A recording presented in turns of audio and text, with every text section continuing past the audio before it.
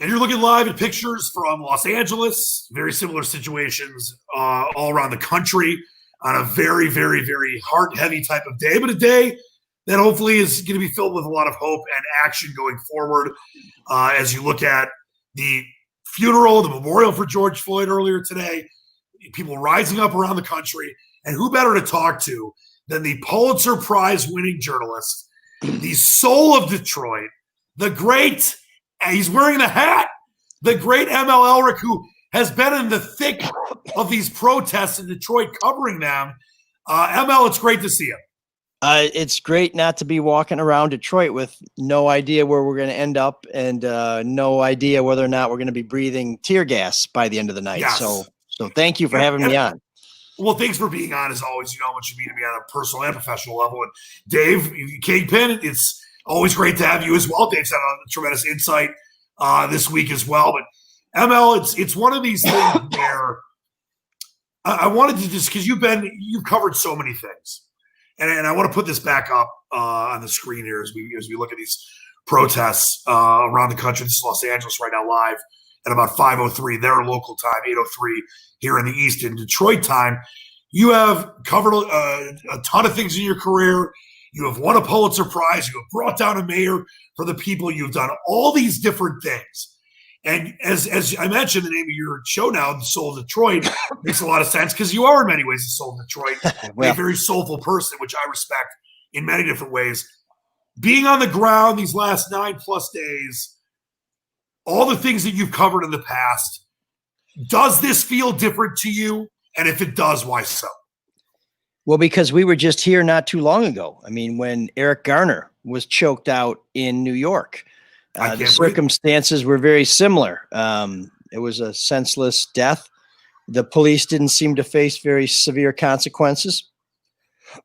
And then it happened many times after that. So I think the fact that people are at a point where I think there's a lot of anger in this country now. I think there's more anger in this country now than there was when Eric Garner was murdered, if you will. Yes. I think at that time, Barack Obama was the president, and he was talking about changing the way that police interface with communities. There was a 21st century policing plan that his Justice Department was working on.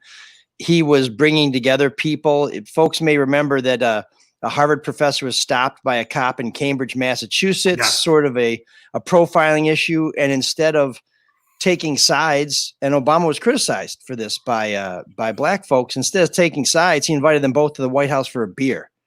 Well, the minute Trump got into office, he said, we're not going to investigate these incidents of police brutality anymore. The 21st century policing plan, who cares about it? And he put the country on a very pugilistic course. And I think that folks who look like Eric Garner and George Floyd, who might have thought, well, you know what, we're making progress, have felt that for the last 3 years, we've made no progress, that we haven't even sat still. We've moved backwards. And I think there's a lot of that rage that we're seeing.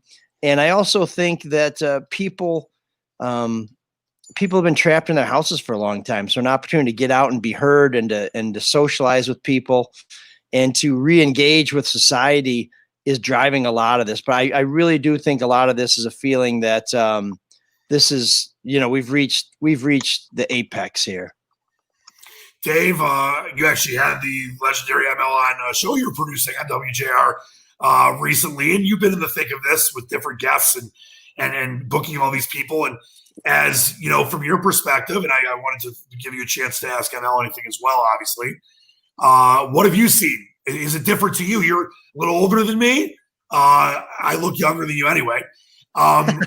Is it different from your perspective, Dave, as a producer, that this is a situation that is, as ML so eloquently put, Eric Gardner, Freddie Gray, all these different situations, or, Ferguson with Michael Brown, that we've seen this same with gun violence, Newtown, California, et cetera, and it dominates the news. And then it doesn't go away. It never goes away, especially the victims and the victims' families. But now you're in this point that ML just made, that there, and Reverend Al Sharpton and we'll get to the George Floyd memorial in a second. It was beautiful. He made this point earlier today. There's no sports. This is that moment where there's not a lot of distraction. So have you seen it differently, Dave? Well, it's very interesting. I think that, first of all, you don't look a day over 50, so you do look very young, Dan. Second of all, it's a tale of two different types of people. You've got the people that are out there, doing the protesting, which is fine. It's their right to do that. It's what America was built on. And then you have the small group, whether it is premeditated or whether they're just showing up, looting, destroying stuff, causing problems for the police. And I think the Detroit Police Department has done a fantastic job of keeping things under control. We have not had very many problems. I know that ML was down there and there was potential for big issues, but there wasn't really that big of a problem, at least from the reports that we got. And yes, ML was kind enough, it's very tired ML, kind enough to come on our show and speak for a couple of minutes on what he saw. But I think it's just a case where, and yeah, you're right. The coronavirus has taken a back seat to this. This is the number one storyline right now with sports trying to get back. So there really is nothing else that the people are talking about. And I think that, again, it's just the two things I'm worried about. Number one is the people that come to cause problems, and make the protests. The people that are there just to protest is fine, but the people that are looting, stealing stuff, that just causes it causes problems for the police. It makes the police look bad. The police, are trying to, do things the right way. The other issue I'm worried about is the lack of social distancing, the lack of face masks that I don't see, and the chance that the coronavirus has a second wave that's earlier than the fall, and then we go back into lockdown. Well, and listen, I'm glad you brought that up. This is what I'm worried about. I wanted to show everyone ML's coverage, great coverage as he's had, as he always does, of what's going on in Detroit. ML, can you kind of give us a view?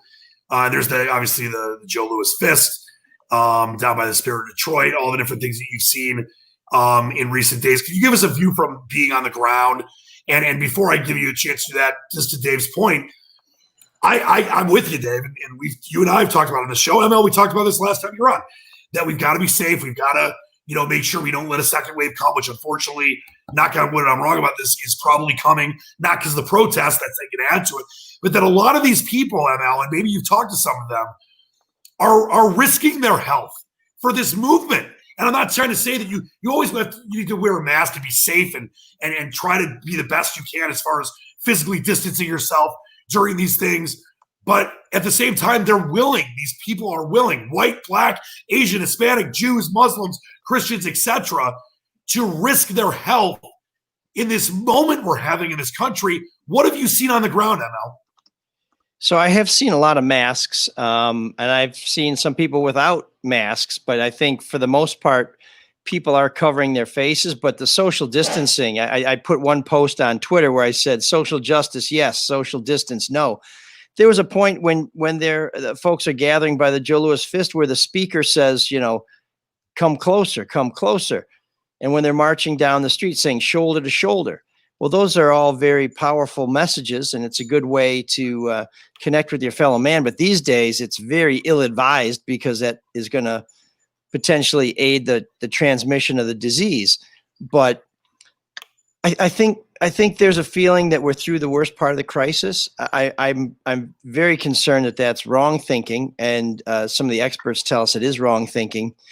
But I also think there are people who are willing to take a risk because they understand that Black people, by leaving their house, are taking a risk, and they want to speak about that. And you're seeing more and more white folks at these things, either out of guilt or out of a sense that a recognition that they do have a privilege and that it's not fair, that everybody can't deal with police and other folks, neighbors, without worrying about dying. I mean, it's an extraordinary feeling. I've been stopped by the cops on plenty of occasions, and it can be very tense, but I've never, ever felt like I might get pulled out of the car and have my ass beat, let alone get killed. Yeah, it's one of these things where, and we're all, three of us are white, and I talked about this when I had Terry Foster on the other night. ML, it doesn't mean because we're white, we can't empathize. Doesn't mean because we're white, we can't. I think if we're totally honest, as you look at some of these extraordinary pictures on your Twitter, please follow ML on Twitter at Elrick. Right here is the Twitter for ML.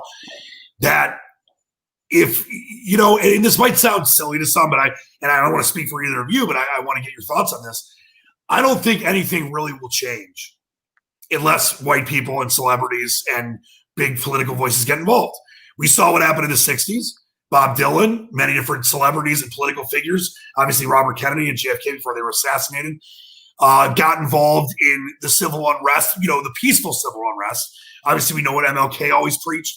And is that one of these things, ML, where you mentioned the privilege, and I've had it, Dave's had it, we've all had it, the three of us at least, as far as not having to worry about it. I mentioned this the other day, a good friend of mine used to work with us in 97.1, Martin Weiss, had his father tell him at a young age when he was about to start driving, these like 5 or 6 rules when you get pulled over from the police. Your hands on the steering wheel, don't talk back, all the different things that, yes, I'm not saying white people have never had to deal with that. I've seen that on live PD where white people and black people get treated interestingly at times, but that you don't have to worry about, like you said, getting dragged out and beaten. 8 minutes and 46 seconds of that I'm not even going to say his name, that disgusting human being's knee on George Floyd's neck, killing him. So that's why I feel like it's great to see these diverse crowds, ML, to me at least, because I don't think that we're really going to get the change we need and move forward and come together unless everyone's involved. Am I being naive by saying that? No, I think the way you build a movement, and I've yet to see a team or a politician that didn't want to win every game and every election. I mean, it's not like you say, well, we only need to win 80 games. It's like, well, if there's 162, you want to try and win 162. It doesn't make any sense otherwise. And by the way, family alert behind you. Just yeah, they're hello, getting ready family. to go. But the big thing is, if you start making people feel like they're not welcome, then they'll stop caring about your issue. And then we get back to a point where it's like, well, I don't have to worry about it. It's not going to happen to me. And I think that's the problem. One of the ways that we're going to solve this problem is by everybody treating everybody on all sides the same. The golden rule: treat others the way you wish to be treated. I don't know why we have such trouble trying to, what do we do? What's the solution? How are we going to solve this problem? You've got the answer. Quit looking for the answer. The answer is here. Just have the courage to put it into action. We don't need another committee. We don't need another blue ribbon panel. Stop being a jerk. Not you. I mean, if you want to. Well, speaking of jerks. That's your cue, Kingpin. Exactly. No, I was going to say this guy, Jeff Lesson, wants to ask you why you continue to hijack the airwaves at WWJ during the Bears press conferences, thus preempting much of their local programming, and of course, for the selfish reasons for Jeff Lesson, his sports updates. But there's no sports. Put your feet up, Lesson. Do a little pro bono legal work. No, but Dave, I want to get to you in a second here.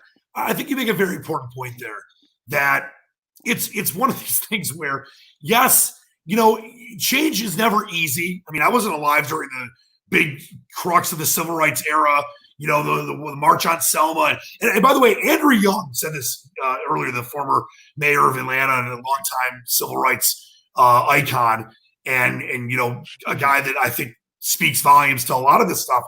He said this earlier today. He said he's amazed by how fast, because he said, like, when they planned their March on Selma, it took like 4 months, that he's amazed how fast in this age with social media, of course, and smartphones and all that stuff, that people have gotten organized. And we know that part of that is the idiots that are trying to hijack the protests that are a very small part of it that I want to get to and ask you in a second if you've seen that in Detroit. But that this has happened fast. And it is a moment where the attention is all focused on this issue right now because we're in a pandemic and there's no sports and not a lot of distractions. That's why, to me right now, ML, there is a very good chance that this doesn't end in a few days, that this keeps going on until November and further. I think you're right. One of the reasons why I'm not marching tonight, I am working. I just filed a story for the Free Press about the mayor and the police chief Craig's comments on last night's march. But one of the reasons I'm not working tonight, unless things go crazy, is because I may need to save my legs for tomorrow night or for Saturday or for Sunday. We're we're cycling a lot of different reporters into this story and a lot of photographers. And if you haven't watched our coverage live on Facebook, you know, Mandy Wright and our other photographers are doing a tremendous job, and some of our reporters too, in giving you a play-by-play and giving you a point of view perspective on what it's like to be in the march. I mean, right amongst everybody. It's just on your phone, but it's a staggering, incredible. Yeah, I mean, it's a very visceral experience, and other than being hot as hell out there, you're getting the full experience.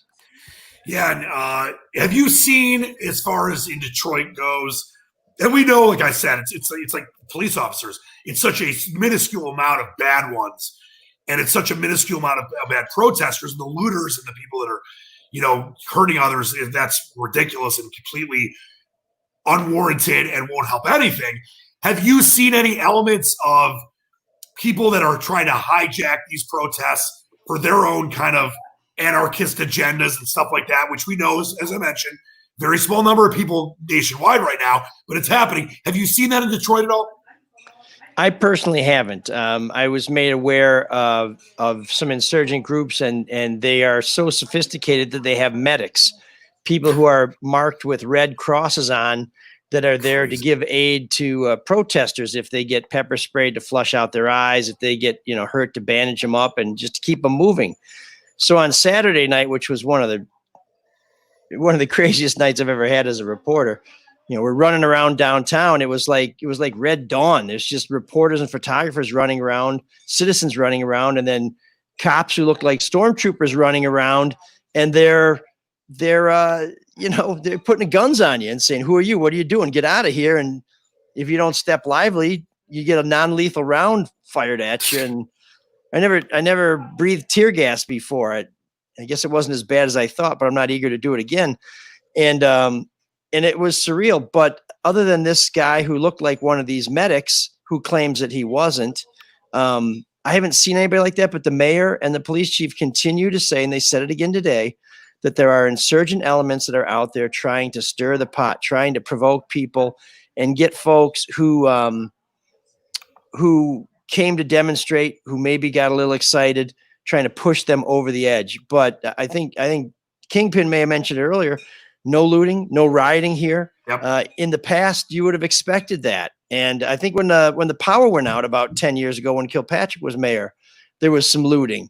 There's been nothing like that now. And one of the reasons why is when you talk to people from Detroit, they say, why would we want to destroy our own home? And I think that message over time, going back to the Rodney King riots, the LA riots, people have come to understand, maybe from watching Do the Right Thing, that when you destroy that part of Brooklyn, you know, there's no more pizza. So, so I think there's a maturation here too. Dave, as I bring you in here, you know, you mentioned what Mel had said, that, you know, the police have done a great job. And listen, we're all three of us Detroiters through and through. We love this city. We love the state.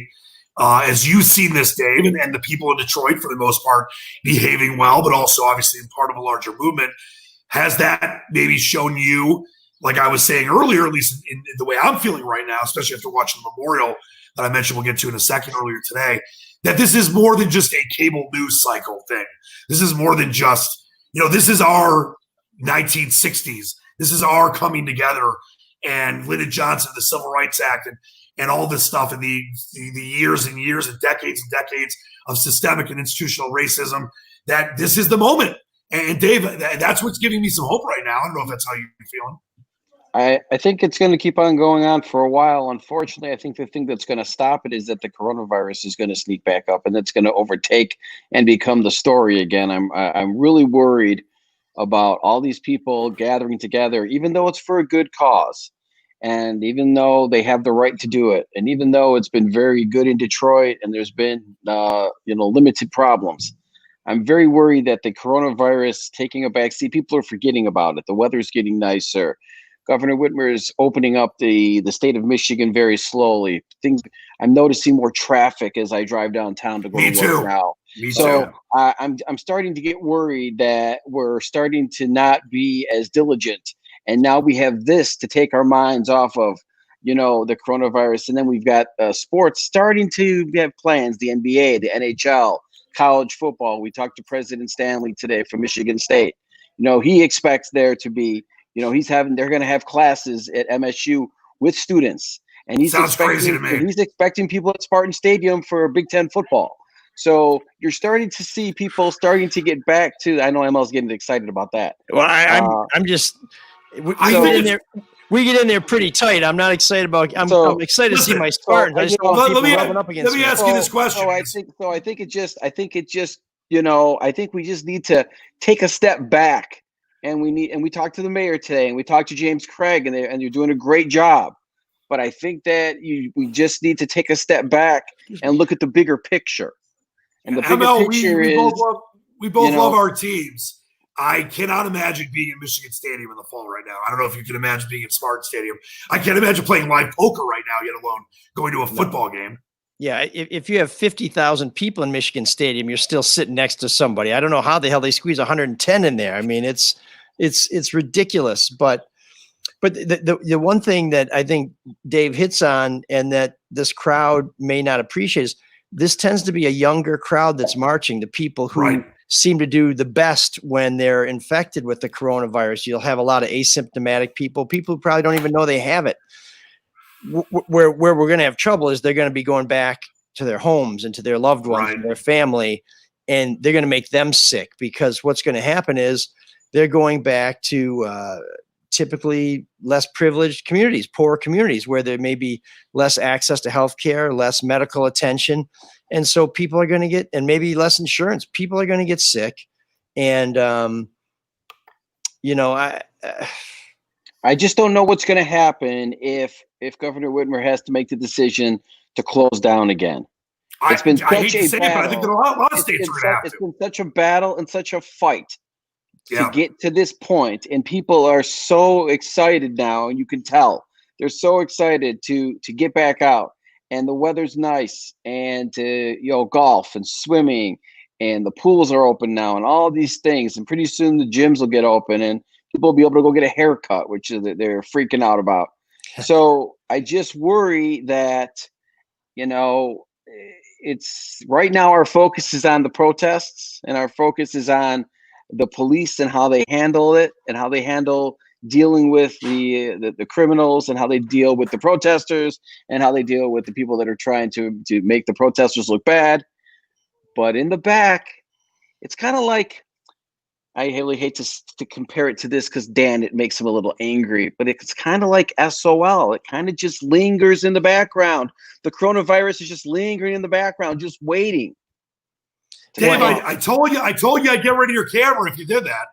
I told you I'd get rid of your camera. And I had to do it. It's not just these marches in Detroit. I went up to cover one of the rallies in Lansing, and far fewer people are wearing masks at these rallies in Lansing, because most of them are very supportive of the president, and the president doesn't wear a mask. And one of the things that I think is unfortunate is that we do follow cues from the people we admire and from our leaders. And I saw people there. Yeah. And I saw people, well, that's what leading is about, right? You set an example. And I saw many people there without masks. And I was at Costco a week or so ago. So one of my pet peeves is people who go into places that say you're supposed to have a mask and they don't have one. I'm like, purposely don't wear it. Yeah. It's rude. Even if you don't believe it works. Yeah. I've forgotten a couple of times to grab my mask and make sure I always have it with me in my car. But most of those people are doing it on purpose.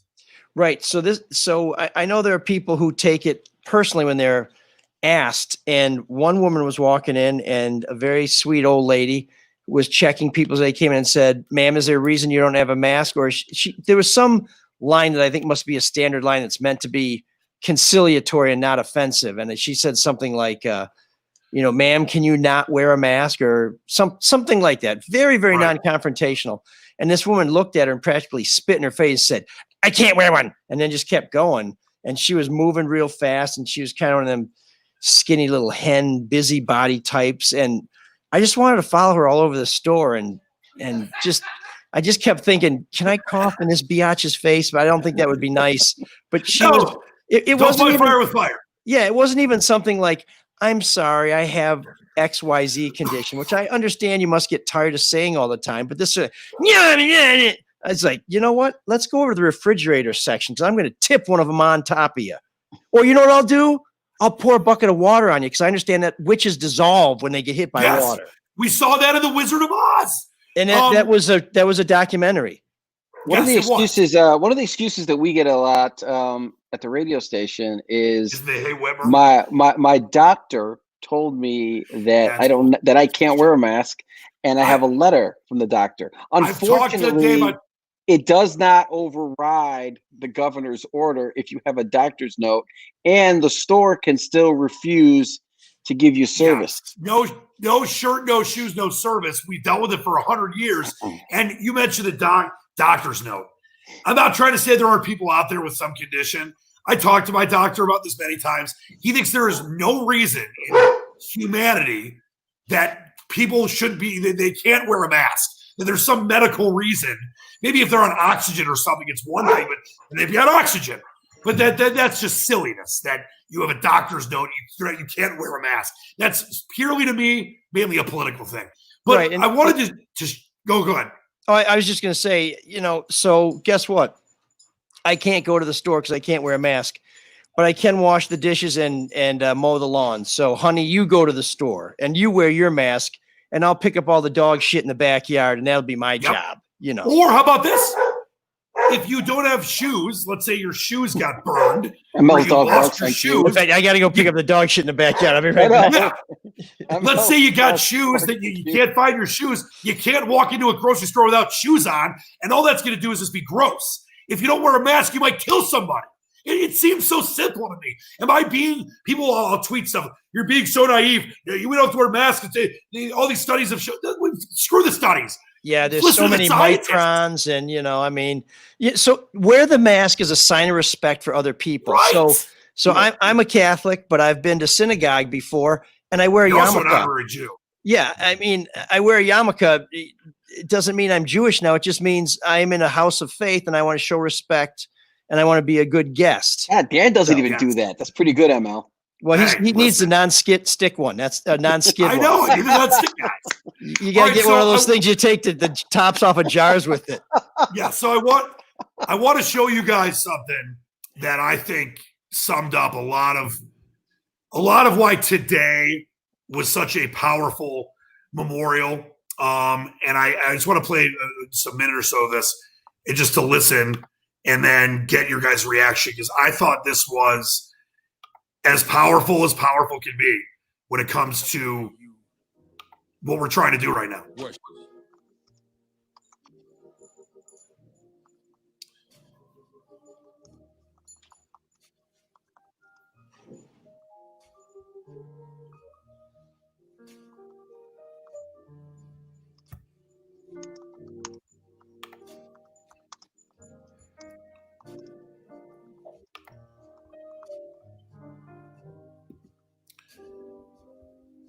And what they did was have 8 minutes and 46 seconds of silence, which is how long the cop had his knee on Derek Chauvin's, or I can't believe it's his name, on George Floyd's neck, and in essence killed him.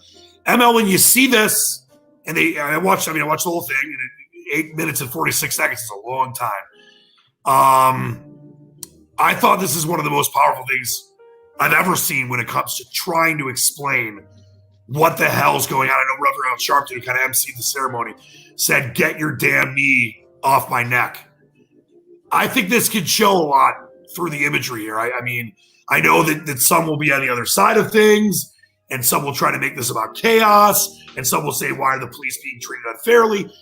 I get all the frustrations on all different sides. But 8 minutes and 46 seconds, it's pretty important, isn't it? This is how deep this runs. For some reason, I get emails from Van Heusen, the shirt maker. And I got an email yesterday that said their stores and their website would be closed for 8 minutes and 46 seconds today. People are really responding to this. And so I don't want to say that what happened to Eric Garner is not as bad as what happened to George Floyd. But by the time somebody put their knee on George Floyd's neck, they knew about Eric Garner. They knew that when you do this, you can kill somebody. It's not like, oh yeah, people tell me. It's like when you're tickling your brother and he says, I can't breathe, and he's still laughing. If you tickled your brother and he said, I can't breathe, and he died, you wouldn't tickle him again. No. I mean, it's just, it's staggering. And I do think Dave is right that without sports and other things, we have no choice but to focus on this. And people who would like to find other things to direct their energy to, this is put right in our face. And this, to me, is one of the silver linings of the coronavirus, along with spending more time with family, getting our houses cleaned out, and just getting our lives in order. But, how often in our life do we stop for 8 minutes and 46 seconds? You're getting a text, you're getting a phone call, you gotta be here, you gotta be there. It seems like a lifetime now. And for one person, it was.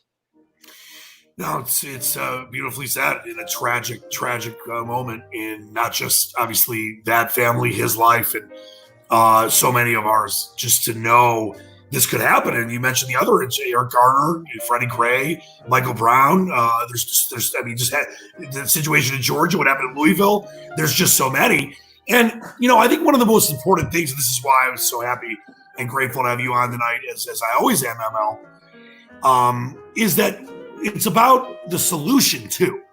And it's about not just posting a meme. It's about not just doing, Blackout Tuesday or hashtag We Can't Breathe.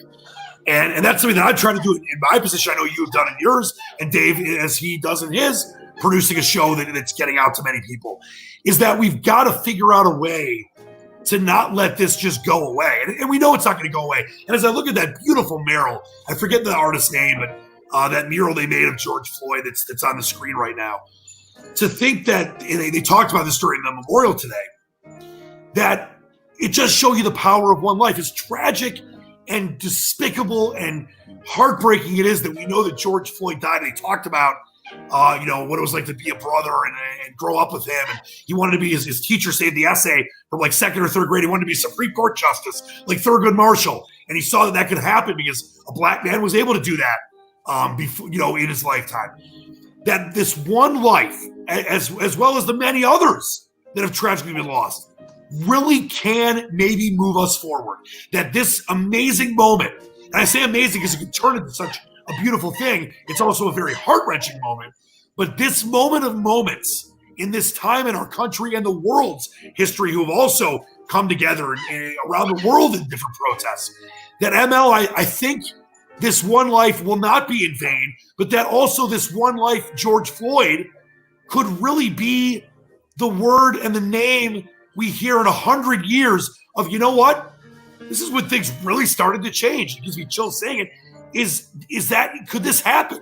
Could his name be that name that our grandchildren's grandchildren are studying in 100 years, that enough was enough, we can't breathe, we've got to find a better way? I think so. I mean, the Pope was speaking about this the other day, and the name is not as well known, but Emmett Till was a young black man who was essentially lynched because he was accused of looking at a white woman. It turns out that wasn't true, but there's no redo on a hanging. But Emmett Till, that name resonates for a lot of people because it was such an outrageous injustice. And I think George Floyd could too. I think, and this is going to sound, I think, either terrible or ridiculous, but it's an easy name to remember, George Floyd. Now you may get it confused with Floyd George or something, or Boy George or Pretty Boy Floyd or whatever, but George Floyd is a very simple name. It's almost an everyman's name, whereas the gentleman in Georgia, I always try and avoid saying his name because I think I'm going to mangle it. Something. Me too. That's why I said the same. Yeah, Andre Aubrey or something. But that name does not roll off the tongue. But George Floyd, that's a guy on your bowling team. That's your barber. That's whoever. That's a name that you can remember. That's a name that people connect with. And it comes at a time when we're getting hit with a lot of stuff. And I'm very impressed that at a time when we're feeling so sorry for ourselves, I can't leave my house and all this other shit. I mean, well, Nelson Mandela didn't leave for quite a while, and I didn't hear him cry about it. But Hurricane Carter. Yeah, so whatever. But but people are worried about their jobs. They are worried about their family. They are worried about getting sick. And we have become very, I think, self-centered in that way. But people are responding to this. I think there's a lot of grief and anger and uncertainty, and this taps into it. I think it comes at a time when this country's going to have a seismic change. I think if Donald Trump is reelected, these sort of protests are going to become more common and perhaps more violent. If he is not reelected, this may have done more to knock him off than the coronavirus, because now we're hearing faith leaders criticizing President Trump. Now we're hearing Jim Mattis, the defense secretary, who wrote a book that was veiled criticism of Trump, now openly saying, I've never seen someone who divides people and tries not to unite them like Trump. I think Mattis has felt that for a long time, but I think he's saying it now because of the response to this is so shocking. So one way or another, this event is going to have long-lasting ramifications for this country. And whoever wins elections, the protesters yesterday didn't seem, well, they certainly hate Trump, but they didn't seem too happy about Biden. But whatever happens, this is a problem that we ourselves can solve, and it's not a complicated solution. Follow the law. You're not allowed to kill suspects. Yeah. George Floyd was a suspect in a petty crime. Even if he had been convicted of it, there was no life sentence for this. Okay. No. And we really, I don't need a commission. I don't need a study. By the way, the 8 minutes just ended them. The 8 minutes and 46 seconds for those that have been watching the whole time. Can you imagine being on the ground, white, black, and for that long? They had enough time. I shouldn't have been talking over it, but yes, your point is well made. It's okay. All right, so ML, I need ML's opinion on this, and I know Dan said he was going to shut off my camera if I brought this up, but I guess I'll take the risk. And that is, I need your comments on Drew Brees. I need your comments on Vic Fangio. I need your comments on what's been going on with the sports and their reaction to what happened. Well, I don't think he's very pleased with the way things have gone, but I think Colin Kaepernick today can have that feeling of, I was right. I was ahead of my time. I have always liked Drew Brees. He seems like he's a Big Ten guy, first of all. I've always kind of liked Purdue a little bit because that was one of my first Little League teams. But he seems to be a man of faith and a family man.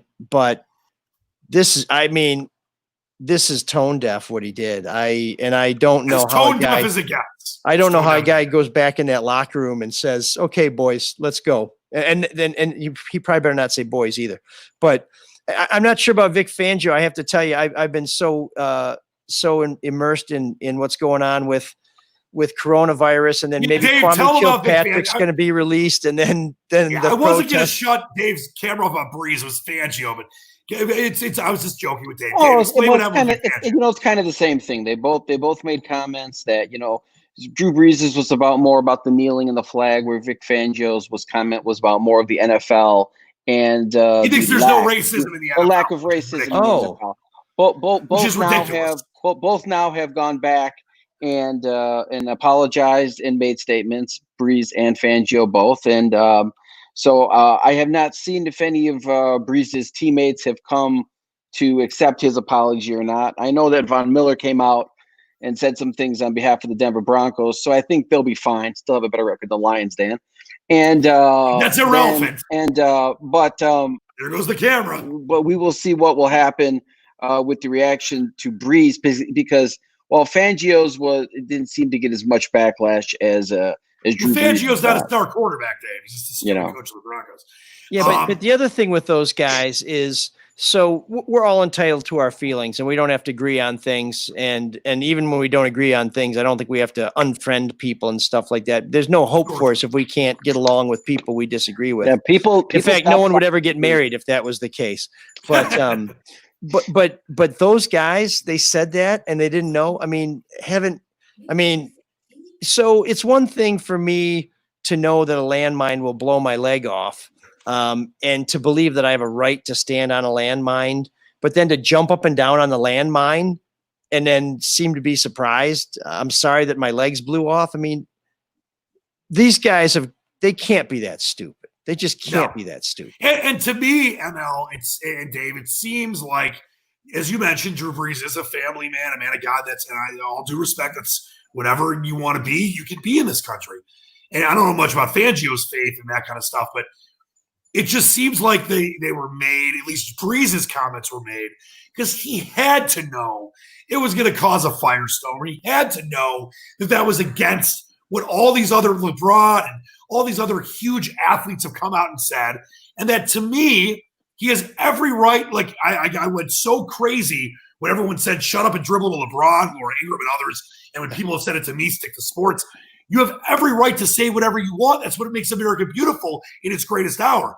But ML, that's so tone deaf. He knew that was going to cause consternation. Maybe his faith overcame that, and it was more important to him to get it out there. But to not understand what Kaepernick started and got blackballed for, and what's been going on through all these different horrific situations of black people getting killed, and then say, I'm never going to stand for that. It seemed completely tone deaf to me. Well, do you think that Colin Kaepernick today looks back and says, I'm glad I did what I did. I'm glad they saw me at a preseason game by accident, and it wasn't by accident, Dave. And it got all this. They didn't. Dave, you said that the other day. It wasn't by accident. Found it. Yes, it was. They found it by accident. They weren't looking Dave, for it. He always was planning on doing it. He wasn't going to make it this big thing at first. It wasn't an accident. Well, that's what I'm saying. He always had planned on doing this. So I understand. I had to correct you on that the other day.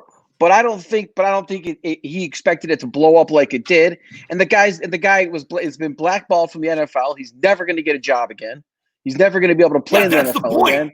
It should never come to that. So, well, here's my point. Okay, then here's the question: do you think that he regrets what he did? No, I don't. ML, I don't think he does. Yeah, no. I mean, so I'm. This is going to be a ridiculous analogy, but I've left jobs before because I thought that things weren't right, and later on, maybe it would have been nice to still be there, but I still felt good about my decision, whatever the personal price was, because it meant something to me. It was important to me. Now I happen to have been lucky that I've left jobs 4 times over the last 20 years and ended up doing better afterwards. Colin Kaepernick, I think, was true to himself. And really that's where real inner peace lives and contentedness.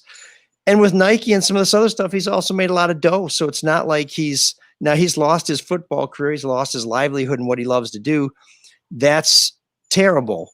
But I have to believe that knowing he did the right thing is going to last him for the rest of his life. Whereas, rolling out and getting sawed in half by some safety who moves up to the line and then you throw to some knucklehead who's, got Spartan hands as a receiver, that's for a couple of years. That's okay. But I think he made the decision. He gave up something in the short term for something meaningful in the long term. And anybody who plays for the short game is always going to lose. You always have to play for the long game. Yep. And frankly, with Nike, he's done pretty well financially. He has a celebrity and a notoriety that probably is greater than any other losing Super Bowl quarterbacks. So I'd say he's done okay. But going back to Drew Brees just really quickly, if he had said what he said a week after Kaepernick did what he did, I might be able to say okay. But sure, it's been so many years and so many more bodies. I mean, dude. Well, and to go back to the Kaepernick thing too, and Dave, I'm glad you brought that up. This is the thing you asked, did we regret it? I think the answer we both gave is no. But I've said this over and over again. I can't say this enough. The fact that it's even a thing is to me absurd.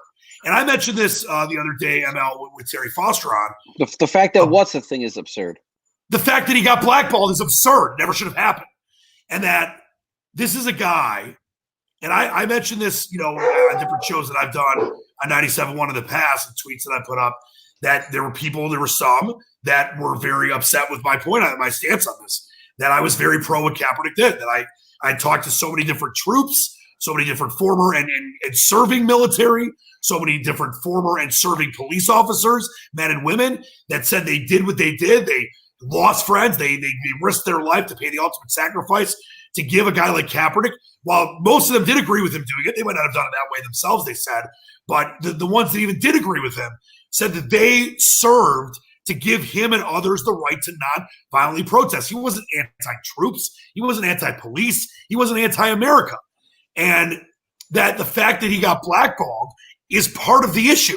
And that, ML, back to your point, and to let you expand on that, that he is doing well financially. Yes, it's better, to save your life, your physical being, because the NFL is a nasty league, but that he never should have to answer that question.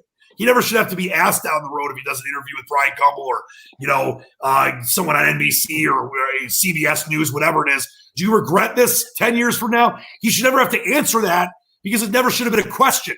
He never should have gotten blackballed by 31 white owners and Shahad Khan, who's of Arabic descent. So that, to me, is the crux of the problem, ML, where that should never have been a question in the first place. Right. So I'm a reporter, so I don't have an opinion on things like this, but I can tell you that whatever you feel about what Colin Kaepernick said, he shouldn't have lost his career in the same way that Drew Brees should not lose his career for what he said the other day. You don't have to agree with it, but we all have to agree that we have a right to speak our mind. And then I have a right not to go to your game. I have a right not to buy your jersey. I have a right not to, do whatever. And I think Kaepernick, when you have a career and a gift like that has a very short shelf life, to lose it and give it away over a matter of principle is difficult. But I always say, and I always try and tell my kids, and when I'm teaching, I try and tell my students that, the easiest way isn't often easy. It may be the best way, but just because it's or the best way isn't the easiest way. I'm sorry, I'm a little punch drunk, but you're doing great. Yeah, but the fact that the best way to go isn't the easiest doesn't mean it's not the best way to go. And I think Colin Kaepernick will have, his name will stand in people's memory longer than if he had won that Super Bowl, that Harbaugh Super Bowl. That's just. Thanks. You mean that Izzo's second national championship? Oh no, it's Harbaugh versus Harbaugh. Well, listen, before we go, and ML, I can't thank you enough. And Dave, as always, great stuff, even with your stupid Broncos things. No, I love you. Let's leave this as I've tried to all week. And ML, you've done the same, and Dave, you've done the same with all the different things that we do in our lives and in our the mediums we have to use. Is that let's say there's someone watching right now that has a 10-year-old child. Let's say there's someone watching right now that's in college right now and hopefully getting back to classes somehow, some way in the fall. What can we say to them to move this forward, where we look back, as I mentioned, in 50 years, 100 years, whatever it is, and as George Floyd's name, along with many others, but George Floyd for sure, because this is such a moment and it was such a brutal and inexcusable and just disgustingly unnecessary death while he was in police custody. What can we do to move this forward in our own lives? And you mentioned you're a journalist. I'm an on-air host, journalist. Dave is a producer.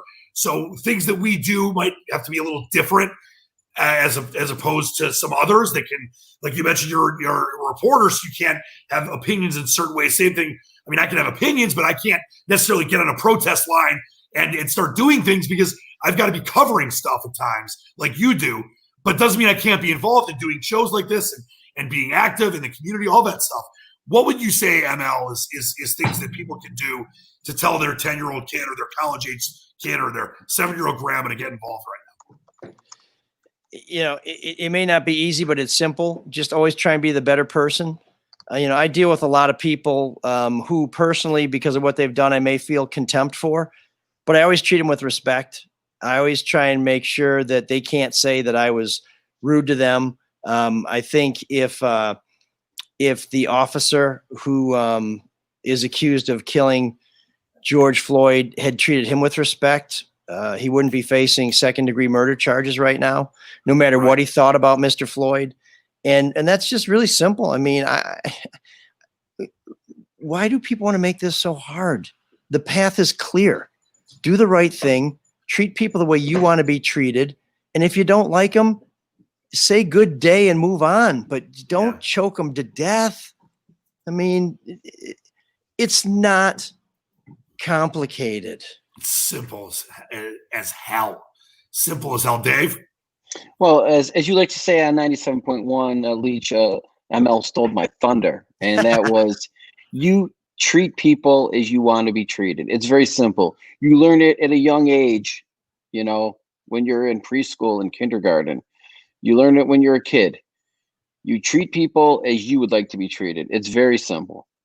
Yeah, and that's all that has to be said. And if you want to, you know, let people know and you want people to remember about what's going on, well, that's what YouTube's for. They'll be able to watch this for years to come. Yeah. Well, and it's beautifully said by both of you. There's a couple of things I wanted to expand upon on that.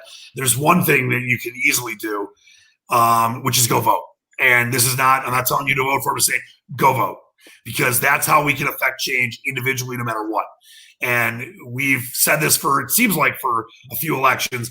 This really is the most important election of our lifetime. I mean, I can't, ML, is there any other way to put it? I mean, there's no way this isn't by far, maybe if we're alive during Kennedy's era and stuff, you know, back to the Depression, that's one thing. But as far as people like us, the virile 40, ML's 35, I'm 37, Dave's 50. So anyone 50 and under, I think it's the most important election of our lifetime. You wish you were 37, Leach. I mean, I think every election is the most important election until the next one.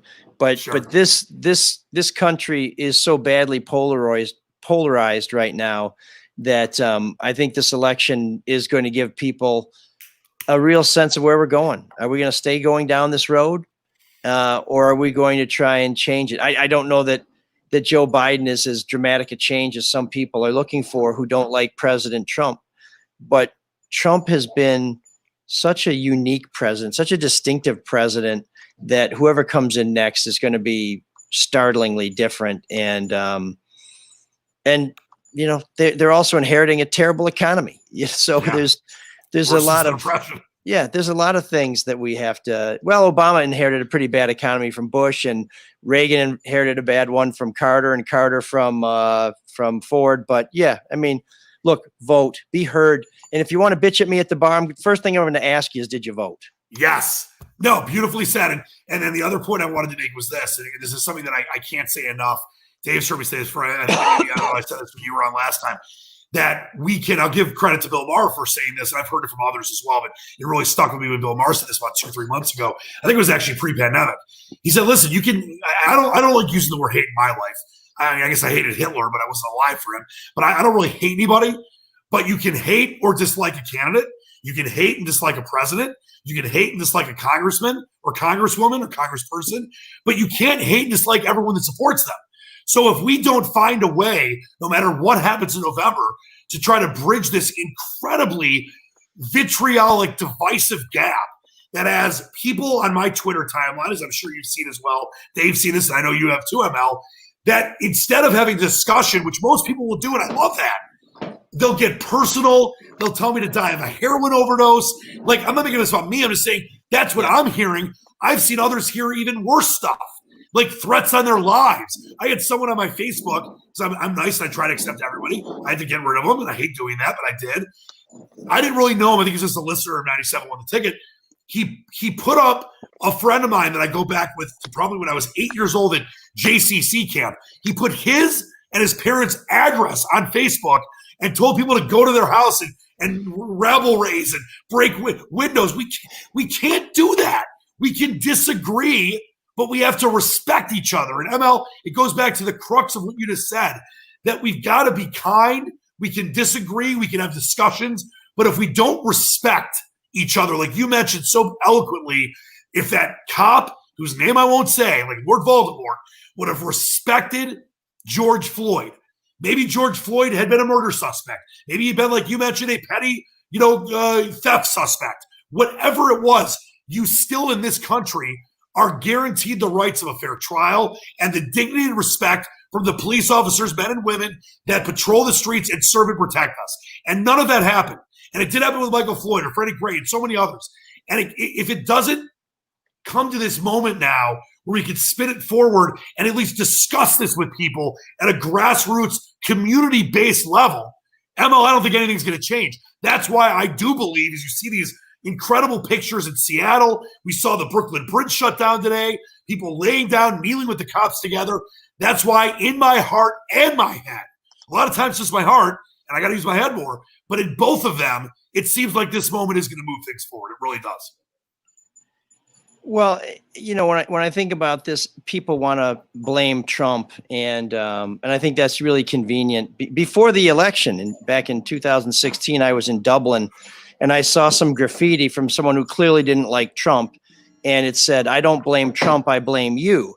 And I thought it was kind of funny, and it's got all the Irish wit to it and everything. But I think there's also a lot of truth to that. Is we get the leaders we deserve, and if Trump wins or loses, it really doesn't matter on one level because there's a lot of people who feel certain ways. And so changing the president, it will change the country. There's no doubt about that. But really what we need to do is we need to change each other. We need to find a way that whoever's in the White House, that we can still talk and we can have conversations and we can agree to disagree. But right now it's just, man, people are so pissed off. I'm like, dude, would you just relax? Chill. Just chill. You know, I'm not doing drugs or drinking anymore, but I can have a Monster and a smoke and I'm fine. I mean, just relax, play some poker, go on a walk. When we can hug again, hug your fellow neighbor, whatever. Have a bikini contest. I don't know.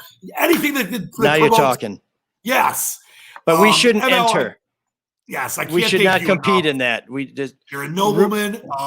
Yeah, well, I should not compete at all. Yeah, I have lost some weight, but I'm not there yet. RuPaul's bikini race, we do not need. Before we go, as always, parting shots, Dave, the great Kingpin Rieger. We will start with you. No more Vic Fangio, please. Well, I mean, I appreciate you not cutting off my camera to speak about the great Vic Fangio. But, I will just end with, what I always end with, which is obviously my favorite TV football coach, Eric Taylor. Clear eyes, full hearts, can't lose. Love you, Dave. The brilliant Pulitzer Prize winning soul of Detroit, ML Elrick. Vic Fangio. Waiting. ML, don't do it. Don't do it.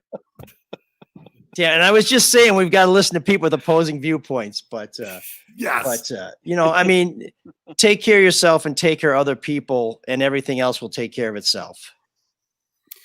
Beautifully said. ML, I can't thank you enough. And, it's one of these things where we're lucky to have people like you in our business as not just friends, but colleagues and also golf partners, even though it was a little bit of a struggle.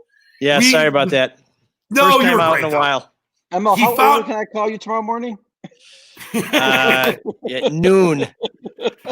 I propose a threesome of us golf-wise. And we'll bring Meadowlark lesson. And Dave, you'll see the power. Can we have Vic Fangio as the fourth? Yes, Vic Fangio can caddy for us. But I want to thank you again for everything you do, ML, and of course Dave for everything you do in my life and this show.